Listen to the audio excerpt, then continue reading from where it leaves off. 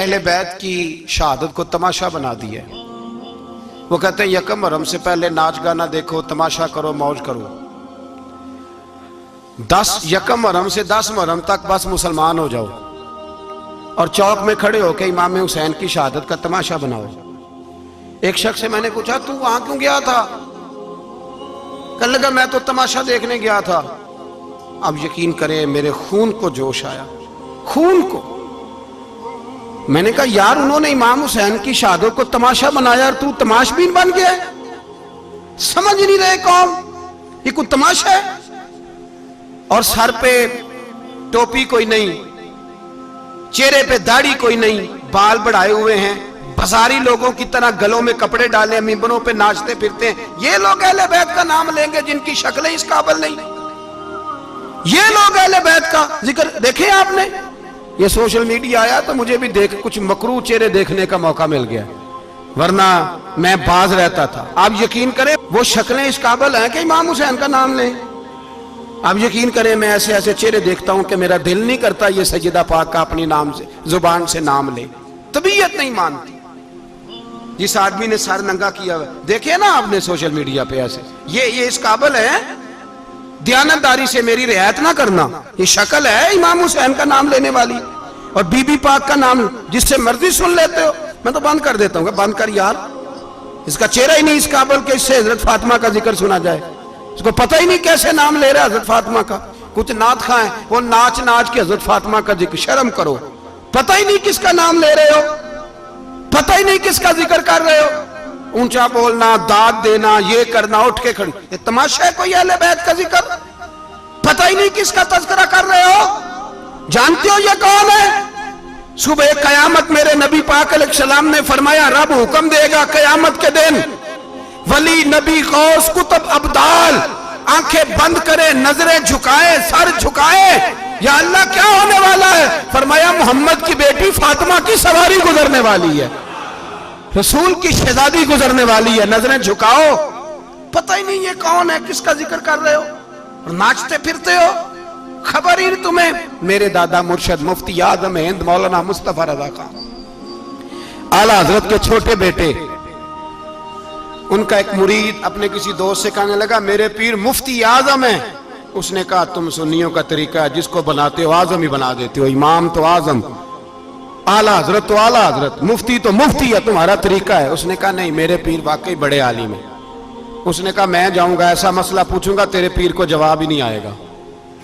وہ ساتھ لے گیا، جب سرکار مفتی اعظم کی خدمت میں، اعلیٰ حضرت کے بیٹے وہ بھی چھوٹے والے، تیری نسل پاک میں ہے بچہ بچہ نور کا، چھوٹے بیٹے اعلیٰ حضرت کے بیٹھک میں بیٹھے تھے تو وہ آ گیا اعتراض کرنے والے کو لے کے، آپ کا مرید پوچھ لے جو مسئلہ پوچھنا ہے۔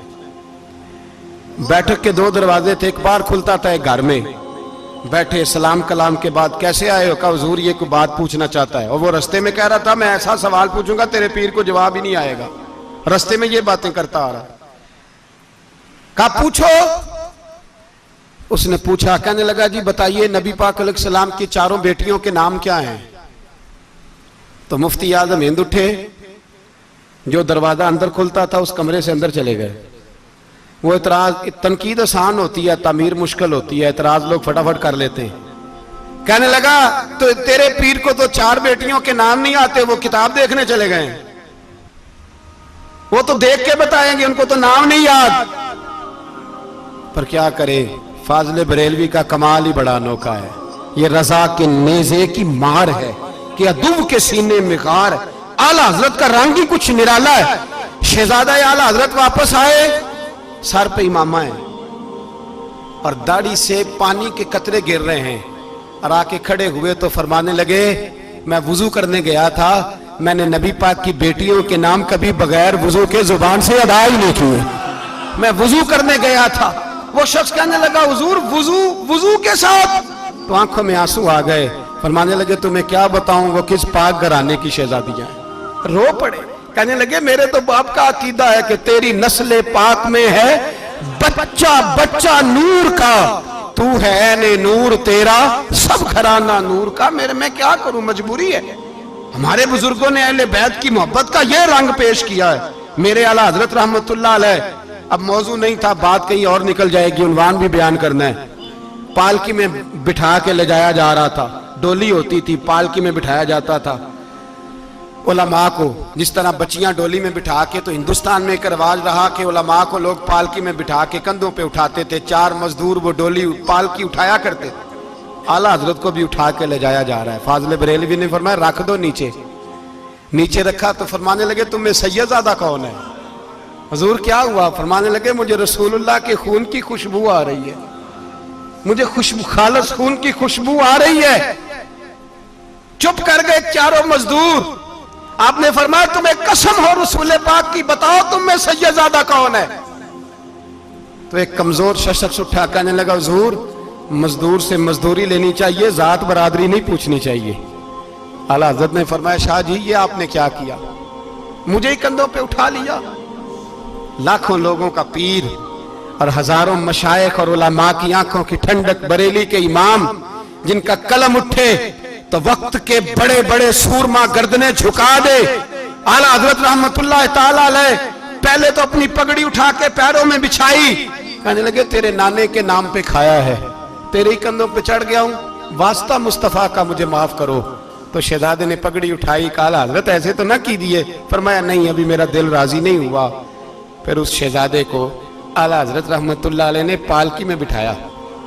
شہزادہ سید زادہ مزدور ہے, بظاہر پڑھا لکھا نہیں, غریب ہے, ان کو پالکی میں بٹھایا اور فرمایا ایک طرف سے میں اٹھاؤں گا, ایک طرف سے میرا بیٹا حجت الاسلام حامد رضا اٹھائے گا, ایک طرف سے ملک العلماء مولانا ظفر الدین بہاری بخاری کی شرح لکھنے والا اٹھائے گا, ایک طرف سے فقہ حنفی کا انسائیکلوپیڈیا بحر شریعت لکھنے والا مفتی صدر الشریعہ مولانا امجد علی اعظمی اٹھائیں گے. چاروں نے جب اٹھایا وہ جا رہے تھے تو مولانا حسن رضا فاضل بریلوی فرما رہے تھے بے ادب گستاخ فرقوں کو سنا دے اے حسن, بے ادب گستاخ فرقوں کو سنا دے اے حسن. یوں کہا کرتے ہیں سنی داستان اہل بیت, یوں کہا کرتے ہیں سنی داستان. یہ ہمارا طریقہ ہے رسول اللہ سے پیار کرنے کا, یہ ہمارا طریقہ ہے اہل بیت سے. یہ کیا محبت ہوئی؟ یکم محرم سے 10 محرم تک بازاری لوگ کھڑے کر دیے اور کہا اہل بیت کا ذکر کریں گے اور زینب پاک کا نام لیں گے اور سکینہ پاک کی, یہ لوگ پاک کریں گے جن کا لب و لہجہ ہی بازاری ہے, یہ گفتگو کریں گے. اور بہت سارے ہمارے لوگ دیکھنے چلے جاتے ہیں, اور مجھے شکوہ ہے اپنے دوستوں سے بھی, یہ چپ کر کے بیٹھے رہتے ہیں محرم کے دنوں میں. آپ کا کوئی تعلق نہیں امام علی مقام کے ساتھ.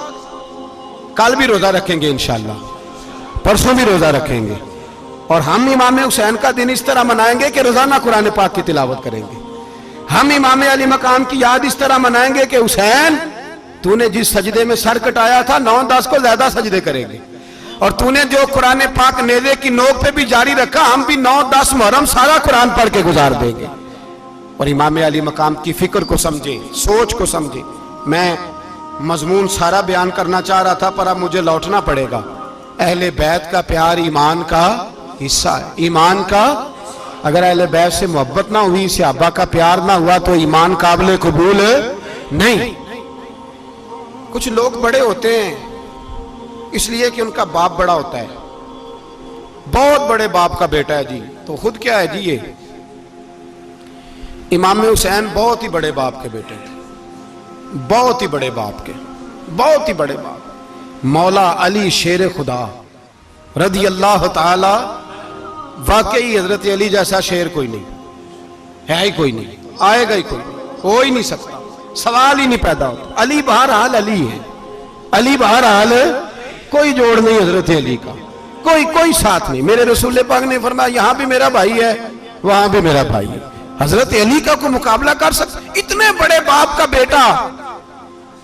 حضرت امام حسین خود بھی بہت ہی بڑے تھے, امام حسین خود بھی اللہ جانتا ہے بہت بڑے تھے. کہتے ہیں گدی پہ بیٹھ گیا اسے کوئی ضرورت نہیں, لیکن امام حسین نے ایسے نہیں کیا. امام زین العابدین فرماتے ہیں میرے ابا جی امام حسین فرض نمازوں کے علاوہ ایک دن میں 100 نفل ادا کیا کرتے تھے, اور ایک روایت میں فرماتے ہیں 1000 نفل پڑھا کرتے تھے. کتنے؟ چلو تسی 50 پڑھ لے, بتاؤ تو صحیح نا کتنے؟ تو یہ جو امام حسین کا بڑا نام لینے والے ہیں, یہ تو ان سے پوچھو کہ تم تو نمازیں پوری نہیں پڑھتے, اور امام کا تو تعلق ہے نماز کے ساتھ. 9-10 محرم کی ساری رات امام حسین کیا کرتے رہے؟ بولے. یہاں لوگ دیگیں کھاتے رہتے ہیں 9-10 کی رات, چرگے کھاتے رہتے ہیں, ساری رات گوشت کھا کے گزار دیتے ہیں.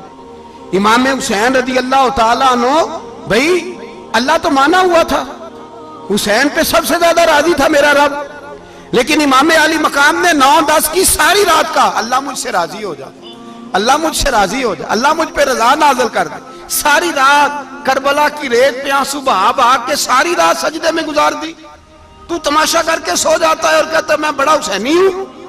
امام علی مقام بہت بڑے تھے, عبادت گزار تھے, ریاضت بڑی کرتے تھے. امام حسین کے گھر کا کعبہ تھا, اپنا تھا. جو شے قریب ہوتی ہے اس کی قدر نہیں ہوتی. سعودی عرب میں بہت سارے لوگ ابھی بھی رہتے ہیں جنہوں نے حج نہیں کیا, کہتے ادھر ہی چلے جائیں. ہمارے بہت سارے پاکستانی جن کی ڈیوٹیاں مکے میں لگ گئی ہیں, وہ کبھی ہمیں وہاں ملنے آئے تو ہم کہتے ہیں جناب آپ آتے نہیں, کہتے ہیں آتے ہیں کبھی کبھی. ان کو حرم شریف کی وہ قدر. لیکن امام حسین علی مقام کا کردار یہ تھا کہ مدینے سے, دونوں بھائی مدینے سے پیدل جایا کرتے تھے مکے کا حج کرنے. کس طرح؟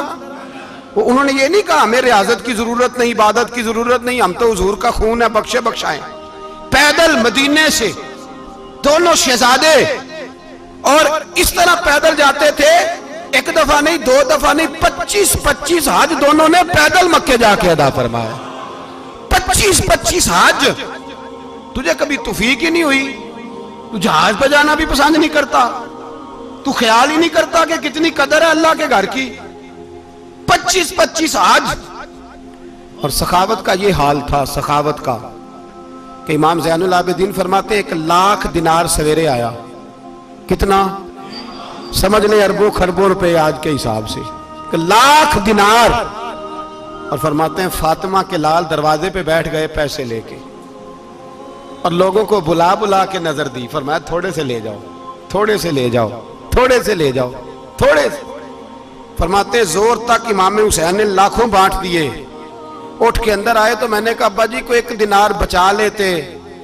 آپ جب بازو اٹھاتے ہیں تو آپ کے کرتے پہ 17 پابند لگے ہوئے ہیں, ایک کرتا ہی نیا لے لیتے.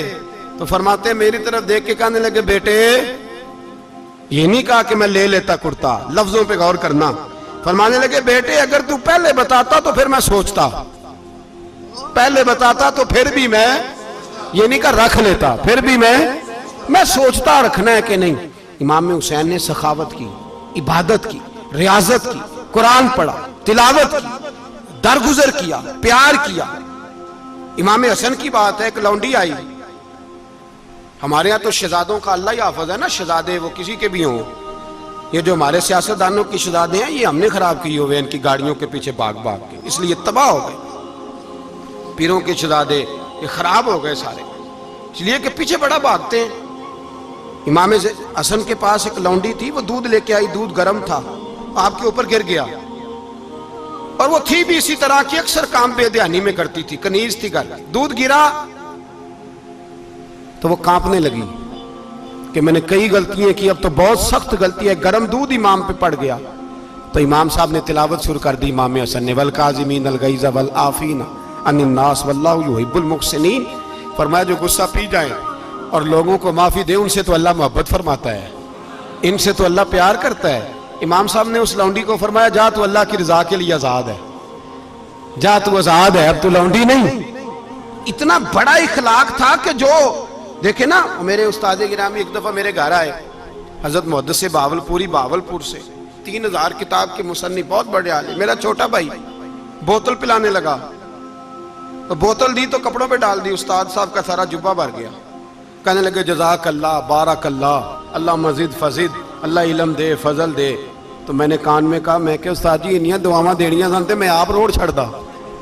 اس نے کیوں یہ کیا ہے, مگر اتنی دعائیں دینی تھی تو میں ڈال دیتا آپ کے کپڑوں پہ پانی شربت, آپ نے اتنی دعائیں دے دی. بزرگ جلال کا مزاج نہیں. وہ شہزادے ہوتے ہیں جن کی طبیعت پہ ناگوار گزرتا ہے کہ یہ کیسے ہوگا. یوں امام حسین, امام حسن نے کسی جگہ بھی شہزادے بن کے وقت نہیں گزارا, اور میرے نبی پاک نے بھی انہیں شہزادے نہیں بنایا. ہم سب کے بچے شہزادے ہیں, جتنے بھی ہم ہیں نا.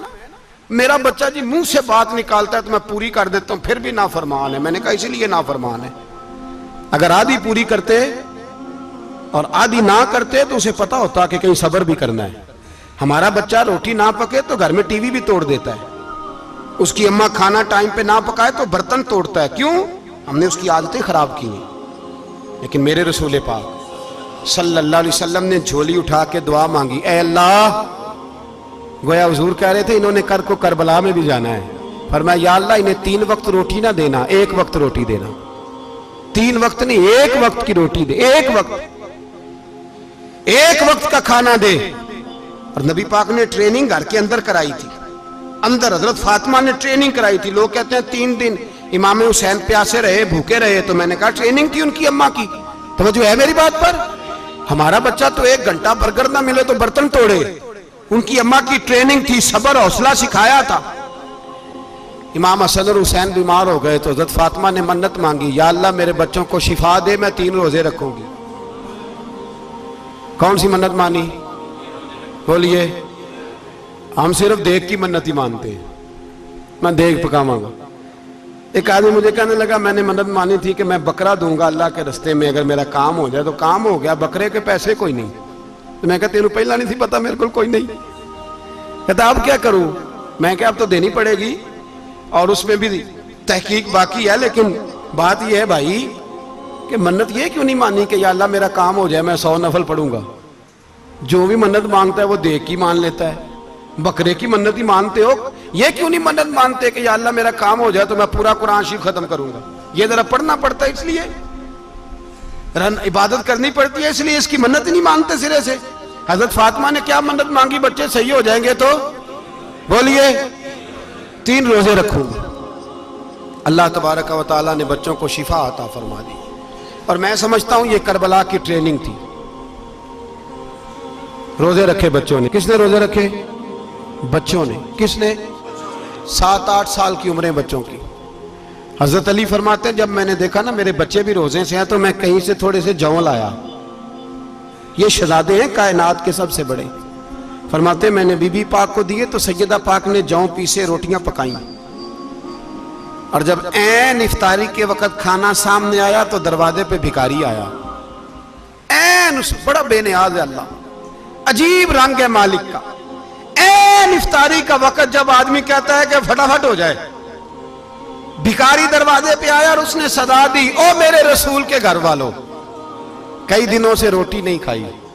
حضرت علی نے، حضرت فاطمہ نے بچوں کی طرف دیکھا تو امام حسین چھوٹے تھے سب سے، انہوں نے سب سے پہلے برتن اٹھائے کھانے والے، اور کہنے لگے اماں میں نہ دے کے آؤں؟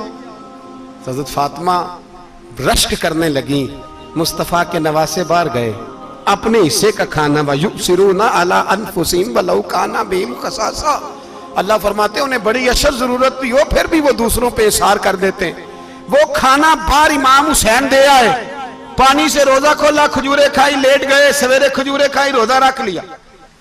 شام ہوئی تو حضرت علی فرماتے ہیں میں پھر اگلے دن کے روزے کے لیے جون لایا، فاطمہ نے پیچھے روٹیاں پکائیں، 2 دنوں کی بھوک تھی پر مالک تو بڑا بے نیاز ہے، آزمانے پہ آیا تو اس رنگ میں عین افطاری کے وقت دروازے سے آواز نکلی، اور مانگنے والے نے کہا کہ بھوکا بھی ہوں اور یتیم بھی ہوں، یتیم ہوں۔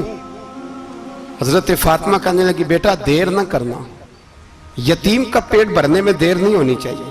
کھانا باہر چلا گیا، پانی سے روزہ، کھجورے، شہزادے ہیں شہزادے، یہ 2 جہاں کے شاہ ہیں، پاس کچھ رکھتے نہیں، 2 جہاں کی نعمتیں ہیں ان کے خالی ہاتھ میں۔ کھجور پانی سے افطاری بھی، سحری بھی، سویرے پھر اٹھے، روزہ رکھا، تیسرا دن ہے، تیسرا۔ ذرا دل پہ ہاتھ رکھنا، بچہ ایک رات بھوکا ہو تو اماں سوتی نہیں، اور میں کہا کرتا ہوں اماں فالج والی ہو نا، فالج والی ماں، فالج زدہ، تو آدھی رات کو اس کا بیٹا جوان کہے تھوڑی بھوک لگی ہوئی تھی، تو اماں کو رینگنا بھی پڑے تو وہ رینگ کے بھی جاتی ہے، روٹی پکاتی ہے، کہتے ہیں میرا لال بھوکا نہ سو جائے۔ اور مصطفیٰ کی بیٹی سے زیادہ بچوں سے کون پیار کر سکتا ہے؟ اور 3 دن کے بھوکے بچے، تیسرا دن آیا، بڑے حوصلے سے بی بی کہہ دیتی ہے چھوڑو ان کا تو کام ہے، یہ تو آتے رہتے ہیں، میرے بچے بھوکے تم پہلے روٹی کھاؤ۔ لیکن میرے بھائی کربلا ایسے نہیں سجتی، یہ جو برگر کھا کے ناراض ہونے والے بچے ہوتے ہیں، یہ میدانوں میں نہیں نکل پاتے، ان کے لیے مشکل ہوتا ہے۔ حضرت فاطمہ نے، حضرت علی نے ڈیوٹی کی، ڈیوٹی اپنے بچوں کو تیار کیا کربلا کے لیے۔ تیسرے دن جب رکھا صاحب نے کھانا تو باہر سے بولنے والا بولا کہا میں مسکین ہوں، لاچار ہوں، گھر بھی کوئی نہیں، کھانا بھی کوئی نہیں۔ امام حسین پھر اٹھے، تیسرے دن کا بھی کھانا دے دیا۔ حضرت علی فرماتے میں بچے پکڑ کے مسجد لے کے گیا، کہیں بھوک سے میرے لال گر نہ جائیں۔ کہتے ہیں ہامتے کامتے تینوں شہزادے مسجد میں داخل جو ہوئے تو بس ہماری قیمت پڑ گئی، مول پڑ گیا ہمارا۔ کہتے ہیں مسجد میں قدم رکھا تو ایسے لگا جیسے نبی پاک ہمارا انتظار کر رہے ہیں۔ فرماتے ہیں تیسرے دن کی مغرب پڑھنے گئے تو حضور نے تینوں باپ بیٹوں کو چہرے دیکھے، فرمایا علی یہ جبریل کھڑے ہیں اور فرما رہے ہیں تیرے 3 دن کا عمل خدا کو بھی بڑا پسند آیا ہے، محمد مصطفیٰ کو بھی بڑا پسند آیا ہے، بڑا پسند آیا ہے 3 دن کا عمل۔ میرے بھائی ٹریننگ کرائی، ٹریننگ۔ ہمارے ہاں تو حال بڑا سخت ہے، اور دین کا معاملہ چوری آتے ہیں بچے گھروں سے چوری نمازیں پڑھنے، داڑھی رکھ لے تو سب سے پہلے مسئلہ اماں کو بنتا ہے، سب سے پہلا۔ انہوں نے ٹریننگ کی، دین کے لیے تیار کیا، ہمتیں بدائیں، اور رسول پاک علیہ السلام نے خود اپنی بیٹی کی تربیت فرمائی، شہزادی کی۔ کس کی؟ دنیا میں سب سے بڑی شہزادی کون ہے؟ آپ نام لیں گے تو دل ٹھنڈا ہوگا انشاءاللہ۔ میرا عقیدہ ہے حضرت فاطمہ کا نام لے تو اللہ دل کو سکون دیتا ہے۔ سب سے بڑی شہزادی سیدہ، بولیے سیدہ فاطمہ الزہرا رضی اللہ تعالی عنہ۔ حضرت علی فرماتے ہیں حضور بڑا پیار کرتے تھے حضرت فاطمہ سے، جب سفر پہ جاتے تو سب سے آخر میں حضرت فاطمہ سے ملتے، واپس آتے تو سب سے پہلے حضرت فاطمہ سے ملتے۔ فرماتے ایک جہاد کے لیے حضور چلے گئے اور مجھے نائب بنا کے چھوڑ گئے، میرے پاس مال غنیمت کے تھوڑے سے پیسے تھے، تھوڑی سی رقم تھی، تو میں نے سوچا کہ میں نے فاطمہ کو کبھی تحفہ نہیں دیا تو ایک زنجیر نہ سونے کی خرید کے دوں۔ کہتے ایک چین سونے کی زنجیر خرید کے میں نے حضرت فاطمہ کو تحفہ دی تو سیدہ نے پہن لی۔ کچھ دنوں کے بعد خبر آئی کہ حضور کل پہنچ رہے ہیں واپس۔ کہتے میں نے فاطمہ کو بتایا تو مجھے پتا تھا فاطمہ کیا کرے گی۔ سیدہ نے سارا گھر صاف کیا، ساری تیاریاں کی، کھانے چنے، جو اس وقت ماحول تھا ہر لحاظ سے حضور کی آمد کا انتظار کیا، اور سویرے سے ہی حضرت فاطمہ بیٹھ گئی۔ سویرے سے حضور کئی دنوں کے بعد آ رہے ہیں، کمال ہو گئی۔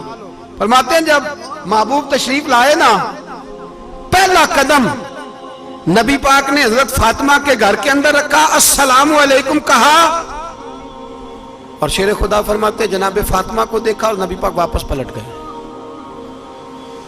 کہتے میں نہیں تھا گھر میں واپس آیا، بی بی صاحبہ نے بتایا اور میں نے دیکھا کہ فاطمہ اس طرح روتی ہے کہ میں نے ایسا روتے کبھی دیکھا ہی نہیں۔ فاطمہ ہوا کیا؟ کا پتہ کرو۔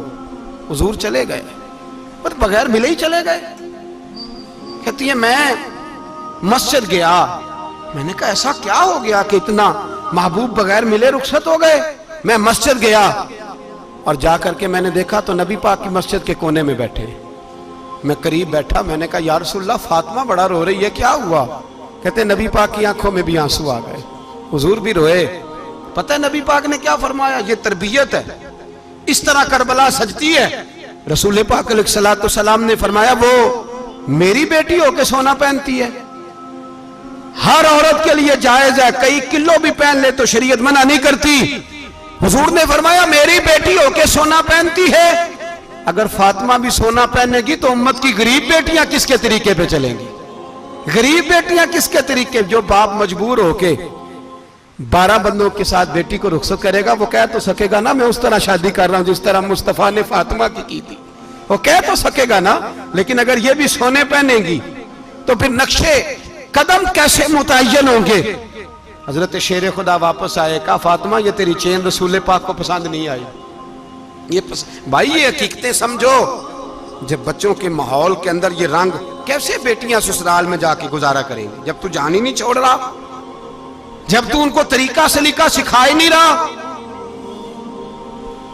اللہ ماشاءاللہ کثرت کے ساتھ ماں باپ کی غلط بریفنگ ہوتی ہے، جو ہستا بستا گھر خراب ہوتا ہے، اور بچے کے ماں باپ بھی تکلیف میں ہوتے ہیں، اس لیے کہ بچہ تکلیف میں ہوتا ہے۔ خدا را ان بچیوں کے ساتھ وہ معاملہ کریں کہ یہ اپنے گھر جا کے اگر کچھ مشکل بھی دیکھنی پڑے تو وقت گزار سکے. بھائی میرے رسول پاک علیہ السلام نے تیاری کرائی، ٹریننگ دی اور تربیت کی اپنی اہل بیت کی، اس لیے 3 دن پانی بھی بند رہا تو انہیں کوئی پریشانی. یزید نے کہا سونا لے لو، ہیرے لے لو، جواہرات لے لو، لیکن ان کی دلچسپی نہیں تھی تو ان کے قریب کوئی شے آ سکی. یہاں لوگ بکتے اس لیے ہیں کہ موج کرنے کا بڑا شوق ہے، مکان بنگلہ کاریں پجارو یہ چیزیں پریشان کرتی ہیں تو لوگ بکتے ہیں. مضمون کو سمیٹنا ہے. میں 3-4 موضوع آج بیان کرنا چاہتا تھا لیکن باتیں بس پھسل کے دائیں بائیں نکل جاتی ہیں. جو بدر کی جنگ تھی نا وہ کفر اسلام کی جنگ تھی.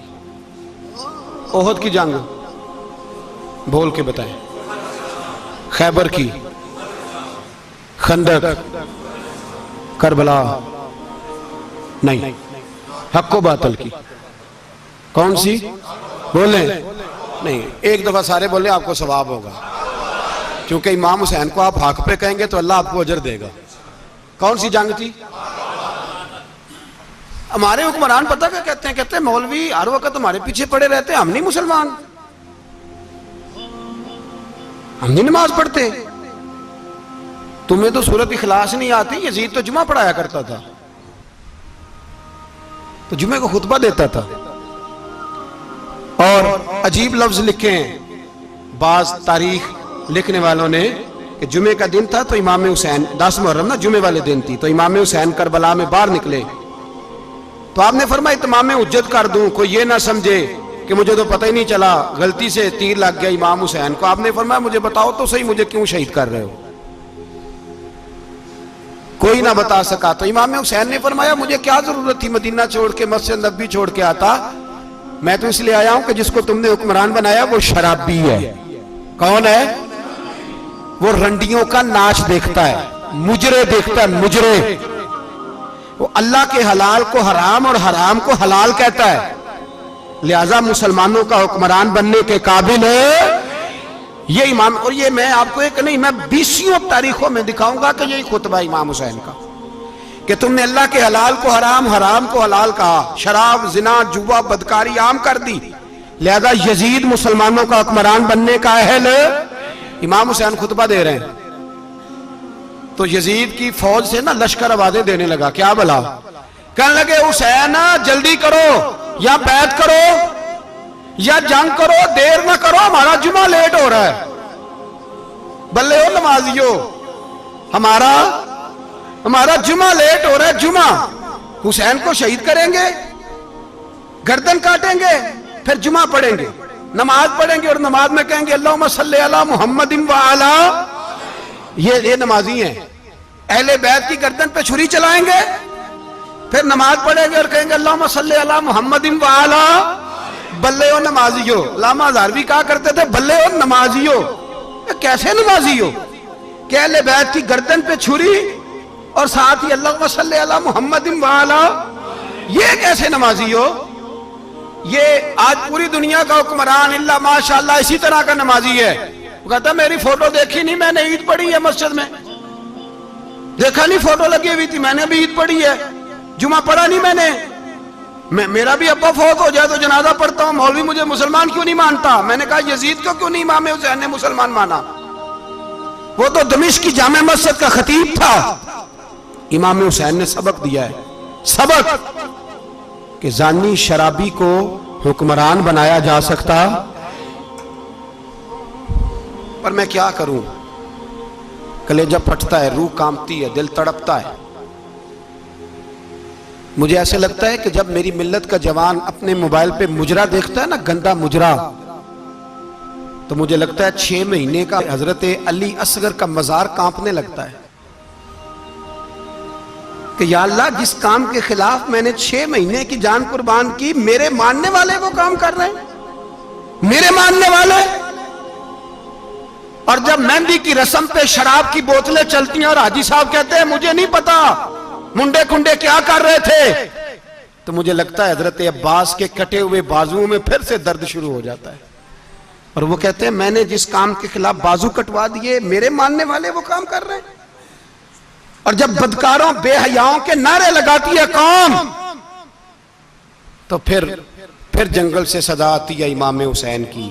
پھر حسین کہتے ہیں کہ نہیں، ابھی کربلا ختم تو نہیں ہوئی، حسین ابھی کربلا میں، حسین ابھی بھی جب اور یہ میں سب کی بات کر رہا ہوں، پاکستانیوں کی نہیں، صرف سارے حکمران، بہت سارے جو اسلام کا دعویٰ کرتے ہیں، وہ جب جہاز سے اتر کے دوسرے ملک میں جاتے ہیں تو جبے کے نیچے سے پینٹیں نکال لیتے ہیں. انہوں نے بھی مذہب کو رنگ دار بنا لیا ہے، کبھی رنگ اور ہوتا ہے کبھی اور ہوتا ہے. خدا را امام حسین کو تڑپاؤ نہ، خدا را شرابیوں کو ووٹ دے کے، ظالموں کو ووٹ دے کے، اور یہ سارے ہی ایسے، میں کسی ایک کی بس، سارے ہی ایسے. یزید نے بھی کتا رکھا ہوا تھا، اس کے بھی ساتھ سویا کرتا، آپ کے بھی کئی سیاستدانوں نے پالے ہوئے. یہ سارے تماشے کرنے والے، جانوروں کی لڑائی دیکھنا بھی حرام اور کرانا بھی، یہ سارے ایک ہی رستے میں، یہ سارے ایاک نعبد و ایاک نستعین کوئی ایک آیت پڑھ لیتا ہے، اس کے بعد ڈھول بجانے، عورتوں کے ناچ کرانے شروع کر دیتا ہے. یہ ایاک نعبد و ایاک نستعین کا ترجمہ ہے، تماشا بنایا ہوا ہے. اور وہ جن کا بڑا دعویٰ ہے کہ ہم نے بڑی مسجدیں بنائی ہیں، اتنی رسوائی کے بعد بھی انہیں شرم نہیں آئی کہ کتنے رسوا ہو گئے. ابھی خیال کریں، ہمارے ملک میں تو ایسے ٹاؤن بنے ہوئے ہیں جنہوں نے سب سے بڑی مسجد بھی لاہور میں بنا دی، اور کچھ دنوں کے بعد انہوں نے کہا جشن بہاراں بھی بناؤ، پتنگ بازی بھی کرو، سارے کام ہی کرو، راضی رہے رحمان بھی، خوش رہے شیطان بھی. معاذ اللہ. امام حسین نے اس سوچ کے خلاف جہاد کیا ہے، فرمایا نا لا الہ الا، دوسرے کی گنجائش ہے نا، شرابی کی گنجائش ہے، اس لیے کہ لا الہ الا، مسجد ہوگی تو پھر کلب نہیں ہوگا، لا الہ الا اللہ. اگر اللہ کا نام ہوگا تو پھر بدکار بے حیا کی گنجائش ہے، اس لیے کہ لا الہ الا اللہ، وحدہ لا شریک دین میں کسی گند کی گنجائش ہے ہی نہیں. یہ فکر ہے امام حسین، یہ سوچ ہے. ہمارا حکمران کہتا ہے مولوی صاحب نماز پڑھنے سے کس نے روکا ہے، سارا دن پڑھو. ہم بھی مسجد بنا کے دیتے ہیں، ہماری طرف سے 5 کلے زمین میں بناؤ، ہمیں نہ چھیڑو. شراب کباب بند نہ کراؤ. آپ دیکھ لیں دبئی کے اندر کیا ہو رہا ہے، شیخ زید اسلامک سینٹر بنا، اتنی بڑی مسجد دیکھنے کو دل کرتا ہے، لیکن چند کلومیٹر پہ کلب بھی بنا ہوا ہے، سارے تماشے. بس امام حسین نے کہا ہے کہ مسجدیں بنیں گی، کلب نہیں بنیں گے. یزید کہتا تھا مسجد بھی بناؤ اور شراب خانہ بھی بناؤ. امام حسین نے فرمایا نہ، شراب خانہ نہیں بننے دوں گا. اس نے کہا ٹھیک ہے، نماز کے وقت نماز اور صبح یہ. فرمایا نا لا الہ الا اللہ. اور کس طرح کا امام حسین نے، آپ نے فرمایا خودی کا سر نہاں.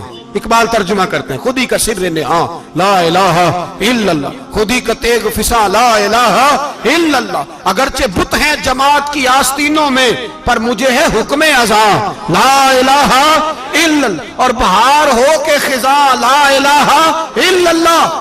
اور پھر بول پڑے اقبال اور کہنے لگے اگر یہ دور اپنے ابراہیم کی تلاش میں ہے، یہ دور اپنے ابراہیم کی تلاش میں، کیونکہ صنم کدا ہے جہاں لا الہ الا اللہ. اور اس کا ترجمہ انہوں نے کہا تھا نا یہ دور اپنے ابراہیم کی.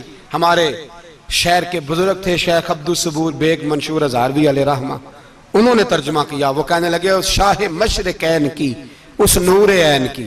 مجھے حضرت صاحب کا یہ شعر بڑا ہی پسند ہے، بڑا ہی پسند ہے مجھے ان کا یہ مصرع بڑا ہی پسند ہے. اور میں ان کی قبر پہ جب ان کے انتقال کے بعد آگے بڑا فاتحہ کے لیے، تو پھر بھی میرے کانوں میں ان کا یہ فکرہ گونج رہا تھا. وہ کہا کرتے تھے اس شاہ مشرقین کی، اس نور عین کی، مطلوب ہے جہاں کو قیادت حسین کی. ہر سو یزیدیوں کا زمانے میں زور ہے، ہر سو یزیدیوں کا. دیکھو بزرگ کیا کہتے ہیں، ہر سو یزیدیوں کا. ایک یزید تھا نا، ہر سو یزیدیوں کا، اس شاہ مشرقین کی، اس نور عین کی، مطلوب ہے جہاں کو قیادت حسین کی. ہر سو یزیدیوں کا زمانے میں زور ہے، منشور آج پھر ہے ضرورت حسین کی. میرے بھائی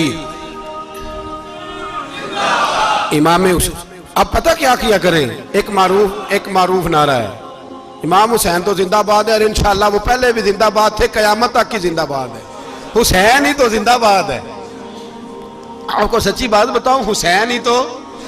اور قیامت میں جب کسی نے اٹھنا ہوگا نا، اٹھنا، آپ یقین کریں جب کمر جھکنے لگتی ہے امام حسین کا نام سامنے آ جائے تو سیدھی کھڑی ہو جاتی ہے. حسین تو علامت ہے کھڑے ہونے کی. اور دنیا میں قتیل اس سا منافق نہیں کوئی جو ظلم تو سہتا ہے بغاوت نہیں کرتا. یہ امام حسین نے ہمیں بتلایا ہے کہ وہ منافق بے ایمان ہے جو ظلم سہے اور چپ کرے, یزیدی کے خلاف کھڑا نہ ہو. اس لیے ہم کہتے ہم سے نہ رقم ہوں گے قصیدے یزید کے, ہم لوگ تو حسین کے سیرت نگار ہیں. یہ کیسے زندہ باد, یہ نعرہ ضروری ہے. مرد آباد, اس نعرے کی ضرورت ہے, اس نعرے کی. حسین تو زندہ باد ہے لیکن حسینیت زندہ باد. اور مرد آباد کیا ہے؟ اس لیے کہ یزیدیت بھی مری نہیں, یزید مرا پر یزیدیت وہ سسکتی ہے, دم توڑتی ہے, پر کسی نہ کسی رنگ میں, کسی نہ کسی کی شکل میں اٹھ کھڑی ہوتی ہے. اسی لیے اقبال نے کہا ستیزہ کار رہا ہے ازل سے تا امروز, چراغ مصطفی سے شرار بولہبی. اس نے کہا ہر جگہ کہیں نہ کہیں حضور علیہ السلام کی روشنی سے کوئی نہ کوئی لڑنے کی. کھڑے کرو اپنے آپ کو. کیوں ظالموں کی مدد کرتے ہو؟ کیوں بے ایمانوں کے سپورٹر بنتے ہو؟ کیوں ان لوگوں کے نعرے لگاتے ہو جو یزیدی ہیں؟ حسینی بنو, حسینی بن کے زندہ رہو. کوئی کھا نہیں جائے گا, کوئی کھا نہیں جائے گا. یزید مر جایا کرتے ہیں اور حسینیت آج بھی زندہ ہے اور قیامت تک زندہ رہے گی. جو شرابی ہے, زانی ہے, بدکار ہے, اگر تو آپ کی تبلیغ پہ باز آ جائے تو ٹھیک, ورنہ آپ کا اس کے ساتھ دوستانہ رکھنا بھی حرام ہے. کیا فتویٰ دیا میں نے؟ حرام ہے, حرام. اگر آپ کا دوستانہ ہے تو پھر 9-10 محرم کو دیگ نہ پکانا چاول کی, اس لیے کہ امام حسین کو تیری بریانی کی کوئی ضرورت نہیں. تیری باسمتی اور چھوٹا گوشت سنبھال کے رکھنا گھر میں, کوئی حاجت نہیں. اگر شرابی, کبابی, زانی, بدکار سے دوستانہ ہے, اگر محلے کے غریبوں کو گالی دینے والوں کے ساتھ تیری دوستی ہے تو پھر 10 محرم کو چاول کی دیگ بالکل نہ پکانا. اس لیے کہ یہ کوئی تماشا نہیں کہ دوستی قاتل سے بھی مقتول سے یارانہ بھی, کوئی مطلب نہیں اس بات کا. امام حسین کو ماننا ہے تو پھر ڈٹ کے مانو, مظلوموں کے ساتھ کھڑے ہو جاؤ, غریبوں کے ساتھ کھڑے ہو جاؤ, برما کی بات کرو, برما کے مسلمان کی بات کرو, فلسطین, کشمیر, ان سب کے حق میں مسلمان اس وقت کھڑے ہوں گے جب سوچ حسینی ہو جائے گی, جب نظریہ حسینی ہوگا پھر کھڑے ہوں گے. 10 محرم ضائع نہیں کریں. اہل سنت کی علماء جہاں جہاں قرآن و سنت کی روشنی میں امام حسین کی بات کریں, جہاں جہاں بھی کریں, وہاں جا کے شریک ہوں. ہم بھی ہر سال بیٹھتے ہیں امام حسین کی یاد منانے, اور اس طرح بیٹھتے ہیں کہ حسین ہمارا ہے, حسین ہے, اور انسان کو بیدار تو ہو لینے دو, ہر شخص پکارے گا ہمارے ہیں حسین.